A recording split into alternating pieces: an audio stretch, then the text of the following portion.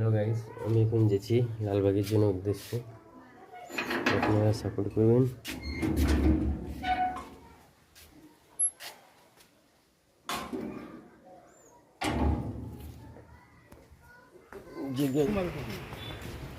আমি শুরু করি। হ্যাঁ, ফার্স্ট আপনি হাজারদুয়ারি মিউজিয়াম দেখতে এসেছেন। হাজারদুয়ারি এই যে হলুদ বাড়িটা যেটা দেখতেছেন, এই বাড়িটার নাম হচ্ছে হাজারদুয়ারি। হাজারদুয়ারি অ্যাকচুয়ালি যে হাজারদুয়ারিটা যেটা দেখবেন, এই হাজারদুয়ারির সঙ্গে সিরাজউদ্দৌলার কোনোদিনের কোনো সম্পর্ক ছিল না, আজও নেই। কেননা এই হাজারদুয়ারি বাই ব্রিটিশ ইংরেজদের দ্বারা তৈরি করা কোর্ট, কোনো নবাবের এটা রেসিডেন্স বা থাকার জায়গা নয়। তো এই যে হাজারদুয়ারি সিরাজউদ্দৌলা তৈরি করেনি কোন নবাবের, যার নাম শুনে থাকবেন মির্জাফর। তিনি মির্জাফরের পঞ্চম বংশধর, নাম হচ্ছে হুমায়ুন। এই হুমায়ুন এই হাজারদুয়ারি 1829 থেকে 37 মোট 8 বছরে 16.5 লক্ষ মুদ্রা ব্যয় এটা তৈরি করালেন। তাহলে এটা ছিল 1829 থেকে 1881, 52 বছর এটা ছিল 3টে রাজ্যের হাইকোর্ট, যেটা আপনার আমার এখন কলকাতা হাইকোর্ট। তৎকালীন এটা ছিল 3টে স্টেটের হাইকোর্ট।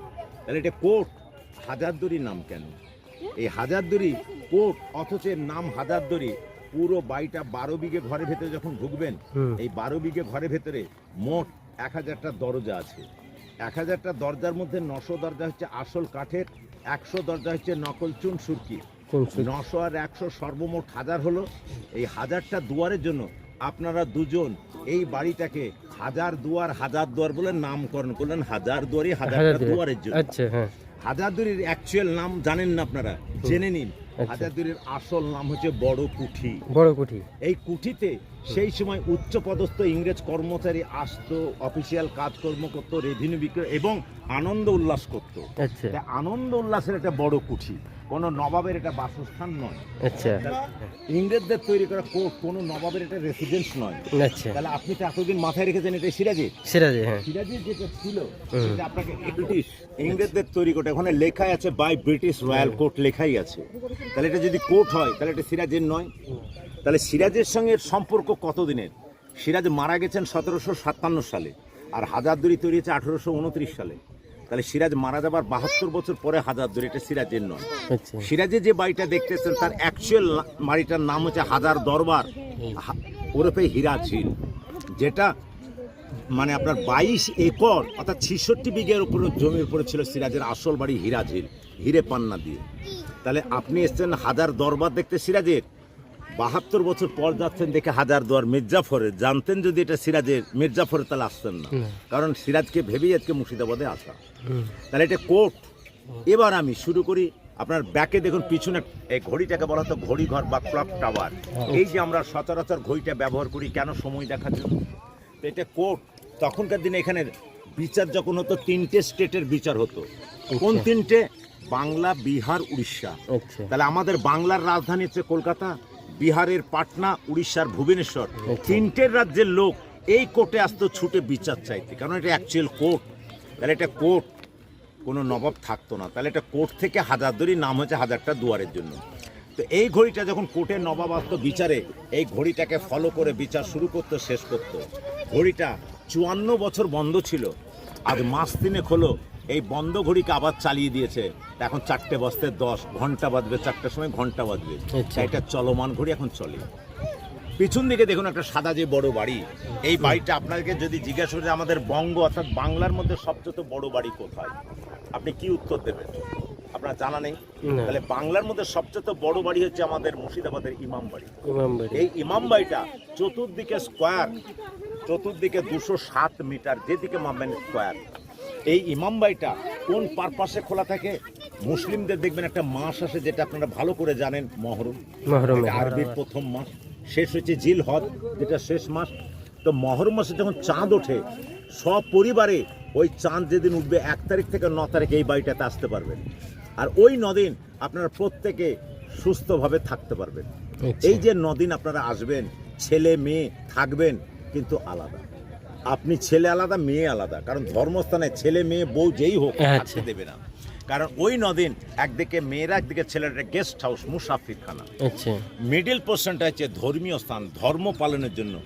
ওর ঘরের ভেতরে আছে, নাম শুনেছেন ইমাম হাসান এবং ইমাম হোসেন। ওনাদের ইরাক থেকে আনা সত্যিকারের নয়, ওটা রেপ্লিকা, রেপ্লিকা। হাতের পায়ের ছাপ। ওনাদের তো হাতের পায়ের ছাপ নাই, তাই অনুকরণ করে রেপ্লিকারে রেখে বোঝাতে চাইছে ওনাদের হাতের পায়ের ছাপ ওটা রাখা হয়। আচ্ছা। তা ওটা অনেকে যারা যায় তারা দেখে, আরে আমরা এই তো দেখলাম, কিন্তু আসল তো তার নয়। আসল দেখতে গেলে আপনাকে ইরাকে যেতে হবে, তবে উনি আসলটা পাবেন। তাই এটা অনুকরণ করে এটা মহরম মাসের ওই 9 দিন খুলে দেয়। এই যে 9 দিন খেতে দিত নবাব, একটাই খাবার যেটা সব জাতির মানুষ খেত, সেটা হচ্ছে খিচুড়ি। খিচুড়ি, কারণ খিচুড়ি এমন একটা জিনিস সবাই খেতে পারবে, আর একদিকে মেয়েরা থাকবে, ছেলেরা। তাই এটা মুসাফির খানা, অতিথিশালা। এই ইমাম বাড়িটা 1847 সালে ফেরাদুনজা 6 লক্ষ মুদ্রা ব্যয়টা নির্মাণ করিয়েছিলেন। মাঠে দেখুন একটা হলুদ বেদির উপরে কালো কামান। এই কামানটা আপনাদের কাছে খুব দুঃখজনক, নাম হচ্ছে বাচ্চাওয়ালি কামান। আজও যদি শুনেছেন লোহার কামানের বাচ্চা হয়? বাচ্চা তো হয় না। তাহলে এই কামানটাকে বাচ্চা বলি বলার কারণ, এই কামানটা হাজারদুয়ারি যিনি নবাব, উনি এই নদীটার নাম হচ্ছে ভাগীরথী। এই ভাগীরথীর নদীর তীরে এটা কামানটা 1837 সালে যখন কুড়িয়ে পেয়েছিলেন এই বাড়ির নবাব পাপেট পুতুল, ইংরেজদের আন্ডারে, এনার ডুয়েট শাসন হতো, ইংরেজ ভার্সেস নবাব। তো পুতুল নবাব যখন কুড়িয়ে পেলেন কামানটা, একবার নদীর তীরে কামানটার মুখে বারুদ গেঁদে যখন ব্লাস্ট করালেন, তখন প্রচণ্ড জোরে একটা আওয়াজ হয়েছিল। এই আওয়াজে কি ছিল, 1 থেকে 1.5 কিলোমিটার রেঞ্জের মধ্যে সেই সময় যারা মা বোনেরা প্রেগনেন্ট অন্তঃসত্ত্বা ছিলেন, কিছু কিছু মা বোনেদের এই কামানের আওয়াজে তাদের বাচ্চা ডিসচার্জ হয়। আর যারা কাছে ছিল তারা সঙ্গে সঙ্গে স্পট ডেড। এই মা বোনেদের বাচ্চা মারা যাবার কারণে কামানটার নাম দিলেন বাচ্চা বলি, কামানে যে বলি হয়ে মারা গেল। তবে দুজন আছেন, কামানটার ওজন বেশি নয়, তবে আপনাদের জন্য সারপ্রাইজ, আরাম করে নিয়ে যাবেন। ওজনটা বলি নিয়ে যান, আপনাদের দুজনের জন্য ওজন বেশি না, মাত্র 160 মন, 6000 কেজি, 3000 কেজি করে নিয়ে যাবেন, আরাম করে নেবেন। যখন আপনাকে কাঁধে 3000 কেজি দেব, তখন ছিঁড়ে চাপটা হয়ে যাবেন, তাহলে শক্তিতে পারবেন না, নেবেন বুদ্ধিতে। এই যে মোবাইলে রেকর্ডিং করছেন, ছবিটা দেখছেন, মোবাইলে ছবি করে নিয়ে যান, দেখুন যাই কিনা। তাহলে মোবাইলে যাবে, কাঁধে যাবে, কাঁধে যাবে না। সামনে যে সাদা যে ছোট্ট গোল ঘর, এটাই হচ্ছে অ্যাকচুয়াল বাংলা বিহার উড়িষ্যার লাস্ট নবাব সিরাজউদ্দৌলার হাতে তৈরি। এটার নাম হচ্ছে সিরাজ মদিনা। কারণ আমরা জানি যে আমাদের মুসলমানদের নানা বলতে মায়ের বাবাকেই বোঝায়, আর দাদু বলতে বাবারটাকে বোঝায়। তো সিরাজের যে নানা আলীবর্দী খাঁ, আমাদের সবচেয়ে হজ করতে যাওয়ার পবিত্র স্থান হচ্ছে মক্কা মদিনা, কারণ আমাদেরকে হজ করতে গেলে মক্কায় যেতে হবে। তো সিরাজের যে নানা ছিল আলীবর্দী খাঁ, 1756 সালে সুদূর মক্কা মদিনা থেকে সোনার পাত্রে করে মাটি এনেছিলেন। কেননা আপনার পয়সা আছে, এনার পয়সা আছে, আপনারা দুজনেই হজ করতে যাবেন, আমার নেই, আমি যাব কি করে, আমি তো যেতে পারবো না। তো আলীবর্দী কি করলো, তখনকার দিনে 1756 সালে গরিব মানুষের কথা ভেবে মক্কা মদিনা থেকে মাটি আনলেন, এনে এই ঘরের ভেতরে রেখে দিলেন, যে যারা মক্কায় যেতে পারবে না তারা এই মাটিটাকে স্পর্শ করে তারা অনুভব করে, এটা নয়, তারা অনুভব করবে যে মক্কার মাটিটাকে ছুঁতে পেরেছে, এটা আমাদের বড় পাওয়া। তাহলে এটা যে ছুঁলো তাই বলে হাজি হবে না, মনটা বোঝানোর জন্য, তাই এটা মক্কা মদিনার মাটি। এবার সিরাজের ডেট অফ বার্থ, সিরাজের জন্ম 1733 সালে 18 এপ্রিল, আর সিরাজ মারা যাচ্ছেন 1757 সালে 2রা জুলাই। তাহলে 33 থেকে 56 23 বছর, 33 থেকে 57 24 বছর। তাহলে সিরাজ 23-এ নবাব, 24-এ মারা গেছেন। তাহলে 23 থেকে 24 ক বছর হয়? 1 বছর। 1 বছর। তাহলে আপনারা 1 বছর বলছেন, 100-তে 100 ঠিক, কিন্তু 100-র মধ্যে ভুল, আপনাদের ভুল। 1 বছর ঠিক, আমি বলছি ঠিক, আবার আমি বলছি ভুল। কেন? মাসে আসুন। সিরাজের মোট রাজত্বকাল 11 মাস 8 দিন। তাহলে আপনি 22 দিন বেশি বলেছেন, তাহলে ভুল হলো না? টানায় আমি 1 বছর বলে দিচ্ছি, আমরা মেনে নিচ্ছি, কিন্তু 11 মাস 8 দিন। তাহলে 23-এ নবাব, 24-এ মারা গেলেন, 1 বছরও পুরো নবাবি করতে পারলেন না। তাহলে সিরাজের আব্বার নাম কি ছিল? বাবার নাম জৈনুদ্দিন খান, মায়ের নাম আমিনা বেগম, সিরাজের ওয়াইফের নাম লুৎফুন নেশা, মেয়ের নাম হচ্ছে উম্মে জোহরের নেশা। তাহলে সবই তো পেলাম। তাহলে সিরাজের নাম কি? সিরাজের 2টো নাম। ধরুন আপনার নাম, আপনার নানা খুব আদর করে মেয়ের ছেলে নাম রাখলো সিরাজ, তো সিরাজ মানে কি? আলীবর্দী তো সিরাজের নাম রেখেছিল নাতির, কেন রেখেছিল? সিরাজ কথাতে সন্ধ্যা প্রদীপ, রাষ্ট্রের চিরাগ, কারণ আমার মেয়ের ছেলে বংশে বাতি দেবে, তাই মনসুর থেকে নাম রয়েছিল সিরাজ। ওর নাম হচ্ছে মনসুর আলী। মনসুর আলী খান। আর সিরাজের পুরো নামটা যেটা 10 বার মুখস্থ করলেও পারবেন না, সিরাজের নামটা বলি। সিরাজের নাম সুজাউল মুল্ক মির্জা মোহাম্মদ শাহকুলি খান নবাব সিরাজউদ্দৌলা হাইবার জং বাহাদুর। এই নামটা 10 বার বললেও মাথায় থাকবে না। তাই তো। তাহলে এখানে যা দেখছি ইংরেজদের সিরাজের নয়, তাহলে এগুলো কাদের দেখছি? বাই ব্রিটিশ, ইংরেজদের সিরাজের নয়। হাজারদুয়ারি এবার নিচে দিয়ে উপরে যখন যাবেন, এই যে দরজাটা খোলা আছে, এরকম পুরো ঘরের ভেতরে নশো পাবেন অরিজিনাল কাঠে। আপনার বাড়িতে দুটো দরজা, আপনি দুটো দরজা লাগিয়ে দিয়েছেন, দুবার লাগিয়েছেন, তাহলে খুলবেন কবার? দুবার। তাহলে দুবার লাগাতে খুলতে তাতেই তো আপনার রাগ হবে। তাহলে 900 দরজা কবার লাগাবেন আর কবার খুলবেন এবার বলুন? 900 বার লাগাতে হবে, খুলতে হবে। তাহলে 900 দরজা লাগাতে খুলতে আপনার পক্ষে সম্ভব নয়। তো নবাবের এই 900 ঘরের দরজার চাবি ছিল একটা। ওই একটা চাবি, এত বড় চাবি হাতে থাকতো, যখন যে ঘরে যেতে চাবিটাই খুলতো, আবার টেনে নিত, আবার যে ঘরে যেত, এইভাবে প্রতিটা ঘরে যাবার সময় ওই চাবি দিয়ে খুলতো, আবার বন্ধ করতো। তাই 900 আসল। আর পাশেরটা ওই যে দেখা যাচ্ছে, এটা চুন সুরকি দিয়ে নকল। হাজারদুয়ারিতে নবাব যখন আসতো বিচারে, চোর চুরি করে পালাবার সময় আসল নকল দরজা বুঝতে পারতো না। এই নকল দরজাটাকে আসল ভেবে পালাবার সময় ধরা পড়ে যেত। তাই তাদের বোকা বানানোর জন্য 100 করেছে নকল। তাহলে দরজাটা যে নকল করেছে কি দিয়ে তৈরি? আপনি বাড়ি করবেন, আমি বাড়ি করব কি দিয়ে? ইট, পাথর, রড, সিমেন্ট, এই দিয়ে তো। হাজারদুয়ারি কি দিয়ে তৈরি? হাজারদুয়ারিতে হচ্ছে চুন, সুরকি, মধু, খয়ের জল, পোস্ত জল, ডিমের কুসুম, চিটে গুড়, মৌরি বাটা, মেথি জল, পোস্তর জল, এইগুলোকে মিশ্রণ করে এটাকে পচিয়ে, এটা মাসের পর মাস রেখে মশলা তৈরি করে 8 বছরে তৈরি করা হয়েছিল। 8 বছরে যখন তৈরি করা হলো 1829 তো 37, তখন এখানকার গভর্নর ছিলেন উইলিয়াম বেন্টিং, আর নবাব ছিলেন পাপেট হুমায়ুন যা। তাহলে হুমায়ুনের আমলে বেন্টিং তৈরি করালো, গভর্নর ছিল উইলিয়াম বেন্টিং, যেমন আর্কিটেক্ট ছিলেন কর্নেল ডানকান ম্যাকলিওড। তারই তত্ত্বাবধানে পুরো হাজারদুয়ারি 8 বছরে 16.5 লক্ষ মুদ্রা ব্যয়টা নির্মাণ হয়েছিল। এটা ইংরেজদের নির্মাণ করা কোর্ট বা বিচারালয়।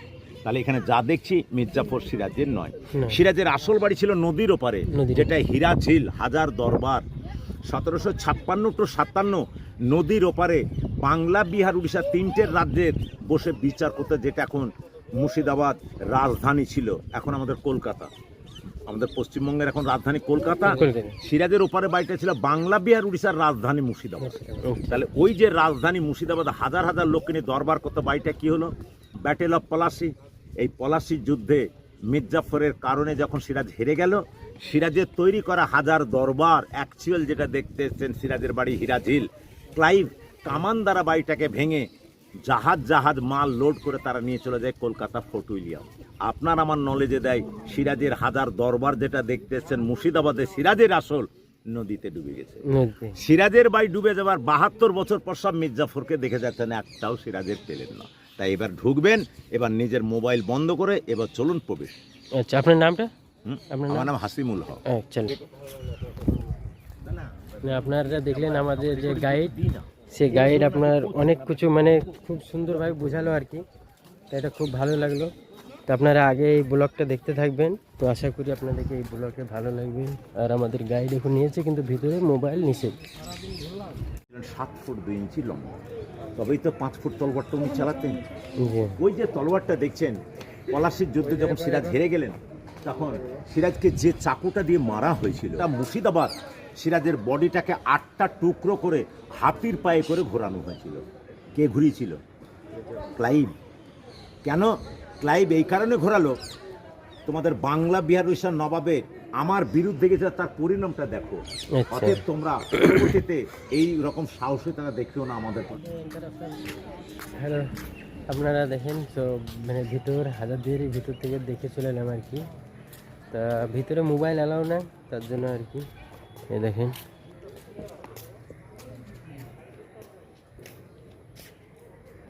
ভিতরে অনেক কিছু আছে যে দেখার মতন, কিন্তু ক্যামেরা অ্যালাউ নাই। তো আশা করি এই হাজারদুয়ারির একটা ব্লগ আসবে, যেটা আপনার আমাদের যে গাইড ছিল সে মানে সমস্ত আপনাদের বিষয় বলেছে, হাজারদুয়ারি কীভাবে তৈরি হয়েছে, কিসের জন্য। তো ওটাও আরেকটা যেটা পার্ট আসবে, ওটা হচ্ছে মির্জাফরের কবরস্থান, আর এটা তো আপনার হাজারদুয়ারি। তো তো আশা করি আপনাদের দুটো ব্লগ আসবে পরপর। প্রথম আসবে আপনার এই যে হাজারদুয়ারি এসব, তারপরে আর একটা ব্লগ আসবে যেটা মির্জাপুর, তারপরে আপনার আশা করি আপনাদের ব্লগটা ভালো লাগবে। তো এই ব্লগ আপনারা সাপোর্ট করেন। আজ আপনাদের দৃশ্যটা নিয়ে এলাম আপনার হাজারদুয়ারি, দেখেন পুরোটা ব্লগ।